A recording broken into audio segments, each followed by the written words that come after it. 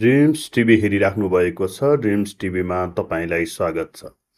आजको सपना श्रृङ्खलामध्ये आज म सपनामा औँलाबाट चाहिँ रगत निस्किराखेको अवस्थालाई चाहिँ कस्तो सङ्केतको रूपमा चाहिँ यसलाई मान्न सकिन्छ। मानौँ तपाईँ सुत्नुभयो र सुत्दाखेरि चाहिँ तपाईँले राति आफ्नो काटिएको अवस्थामा चाहिँ देख्नुभएको छैन, तर औँलाबाट चाहिँ रगत आइराखेको अवस्थामा चाहिँ तपाईँले आफैलाई चाहिँ देख्नुहुन्छ, आफ्नो औँलालाई चाहिँ देख्नुहुन्छ भने त्यस्तो अवस्थामा त्यो सङ्केत भनेको तपाईँको मानसिक अथवा शारीरिक रूपमा चाहिँ एकदम थाकिएको अवस्थामा चाहिँ यसलाई मानिन्छ। अथवा कुनै पुरानो एकदमै कामको माध्यमबाट कुनै पुरानो कुराहरूले चाहिँ तपाईँलाई चिन्ताले चाहिँ सताइराखेको छ भन्ने एउटा सङ्केतको रूपमा पनि यस्तो सपनाहरूलाई चाहिँ मानिन्छ।